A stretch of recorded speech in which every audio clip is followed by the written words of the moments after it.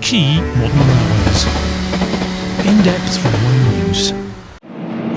Hello, and welcome to the video podcast for the December edition of Modern Railways. You find me today on a CAF 397, jiggling my way up BTOC at the moment. Well, first up, let's go and see what Roger's got for us this month. Roger, over to you. Well, hello there. Writing about traction rolling stock can take you into some unusual places. And this month, it's into the law courts, where Siemens is challenging HS2 on its choice of potential supplier for the high-speed line's rolling stock. In these sort of complex stories, I like to go back, take readers back to the beginning, so we can see how we got to where we are. And this starts in 2017, when HS2 began its procurement process.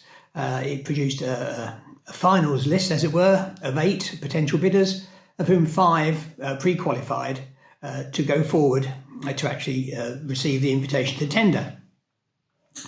CAF wasn't one of the successful bidders, and they launched a legal protest over that.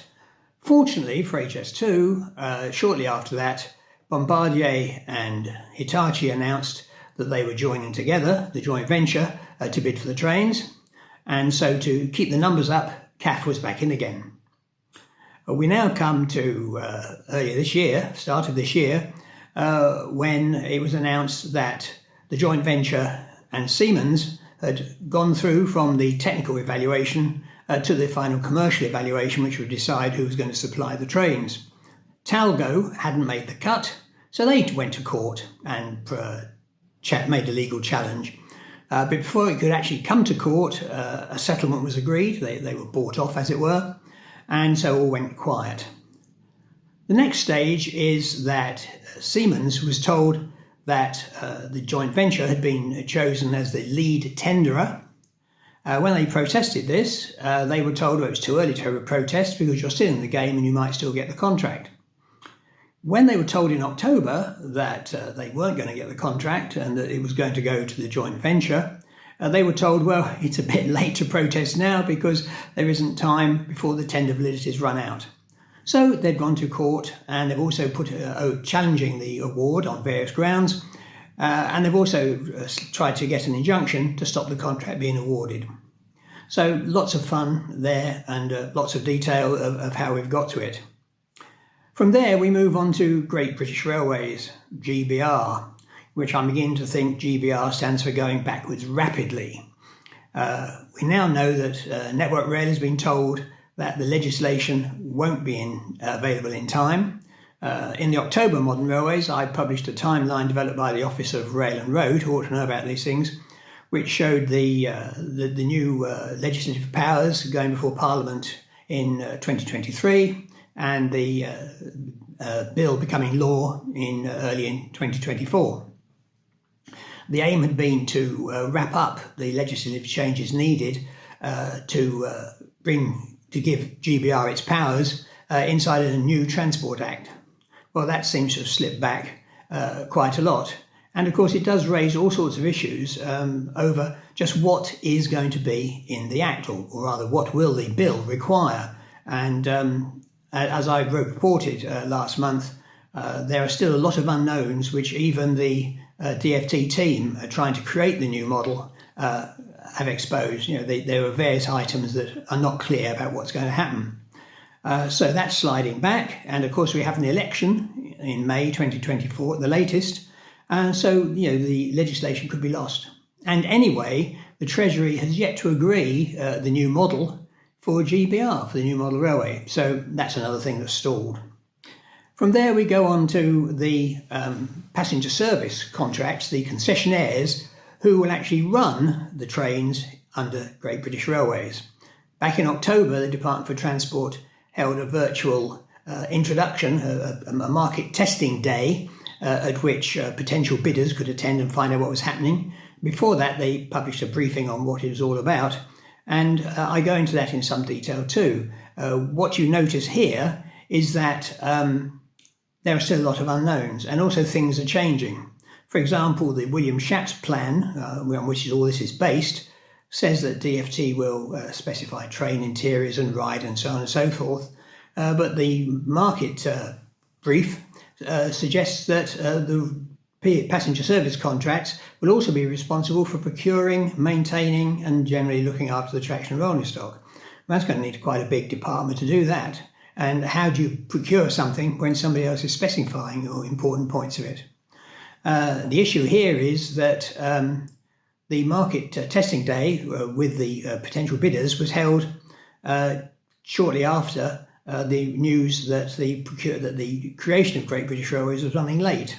And I really do wonder how any sensible or prudent bidder would actually try to bid for a franchise or a passenger service contract, I should say, when so many things are unknown. You don't know what the legislation is, you don't know what the protection is for your track access rights. Nobody knows, what's going to happen to the open access operators and the freight operators who have rights when Great British Railways produces a timetable. So they're making up as they go along, and it's not exactly optimistic. As a senior industry source on the passenger side said to me the other day, all we can do in this situation is just keep on running the railway as best we can. Finally, there's a bit of humble pie from yours truly. Back in January or February, I suggested that LNER going out to tender for 10 more trains to augment the fleet when the Class Intercity 225s are retired. Was a bit of a bonkers procurement when you could go down to Hitachi and say, could I have 10 more, please? Well, of course, that was before all the cracking issues, which are still not fully resolved. And so I now admit that going out to tender was a very prudent and far-sighted move. There are three firms in the bidding. There's CAF, Hitachi, of course, and CRRC of China. They've all got their pros and cons, but I think this is going to be a really tricky piece of procurement. It's going to need some strong nerve to decide what you're going to have. Well, that's all from Informed Sources this month. See you again in future. Bye. Next up, we have, of course, the editor, Mr. Philip Sherratt, and I'm sure he's going to tell you there's a packed edition for you, and he's probably right too. Still, here he comes, Philip. Thanks, Ian. Hello, everyone, and it's good to be with you again. It's the December issue, it's the last one of 2021. The year has flown by. So, what have we got for you? Well, it's our London special this time round, and although there's a bit of an argument about investment in the capital, there are several really interesting projects going on. One is the replacement rolling stock for the Piccadilly line, where the 1973 stock trains are going to be replaced by new Siemens Inspiro tube trains. So we have a feature about that, about the design of the new trains and the progress that's being made with that, and the joint working that's going on. Now, obviously, the biggest project in London is Crossrail, which we report on regularly and in our monthly column. But I've delved into a few of the operational intricacies which face the project, and hopefully I've managed to spell these out in an intelligible way for you. And suffice to say, although a lot's already been achieved, there's still some challenges to go, but hopefully we're all really optimistic and we all just want to see the railway open and the use for passengers. And then we have the Barking Riverside extension. That's another project which should be completed next year. It's the London Overground branch from Barking down to the major new Riverside development. And my colleague James Abbott went on a visit on a beautifully sunny day, so there's an interesting write-up and some cracking photographs for you with that.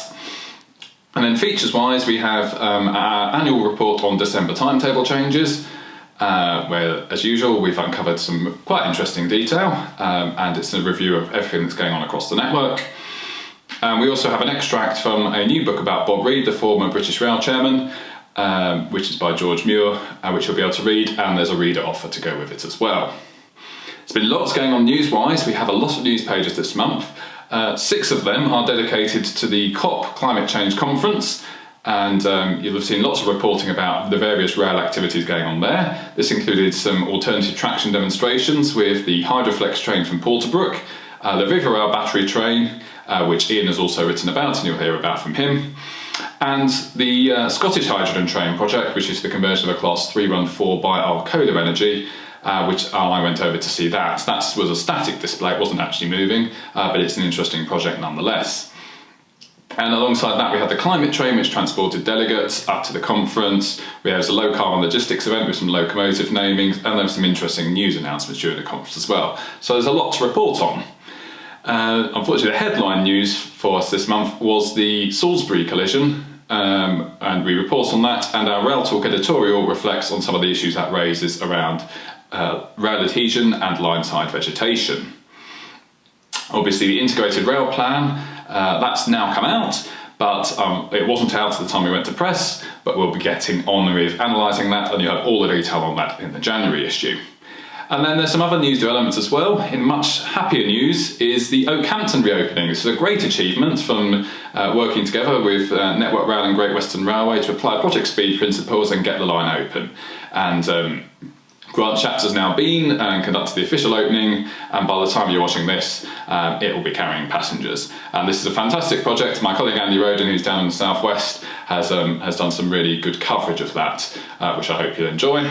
And then we have the Lumo launch event as well, and that's the First Group's open access service between London and Edinburgh, the new low-cost service. I travelled on the immediate preview before it started carrying passengers, and that's really interesting as well.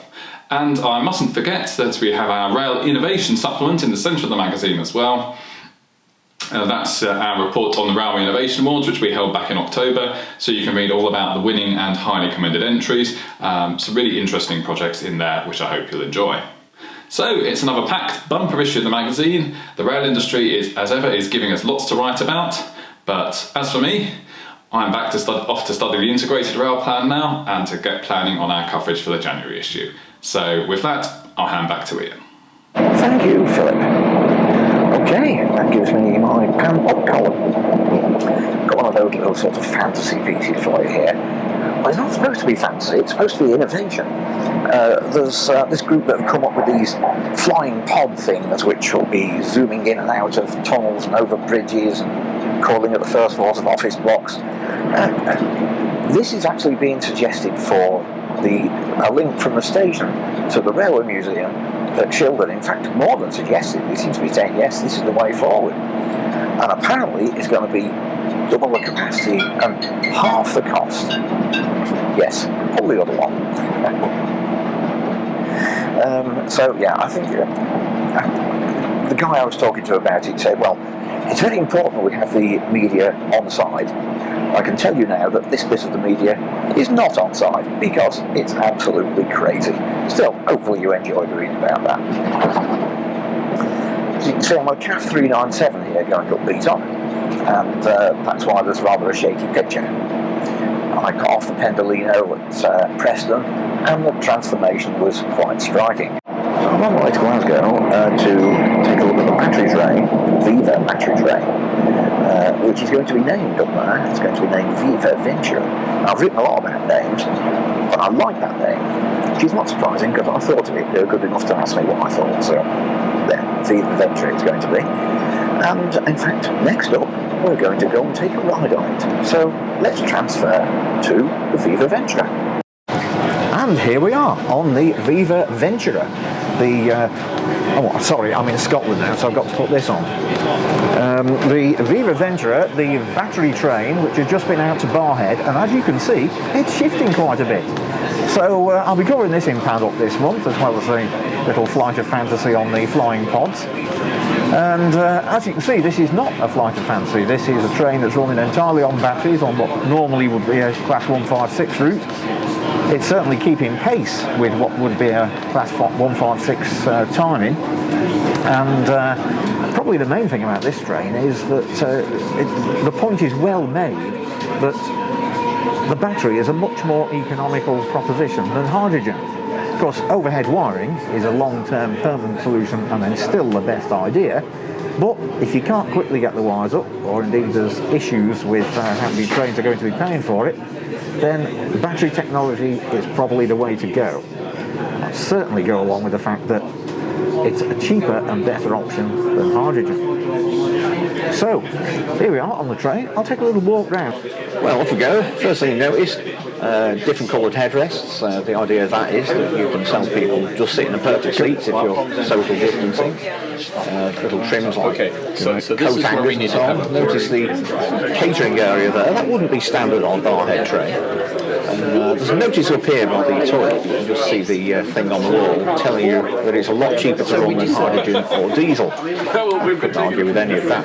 Very proud of the credentials here for COP26. All of the adverts that you can see on the advert panel, they're all suppliers that have been part of the process.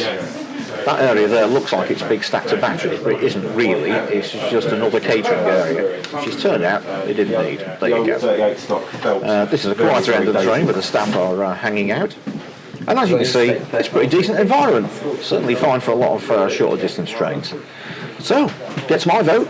Read about it in the magazine. Well, that's it for this month. I hope you enjoyed the edition.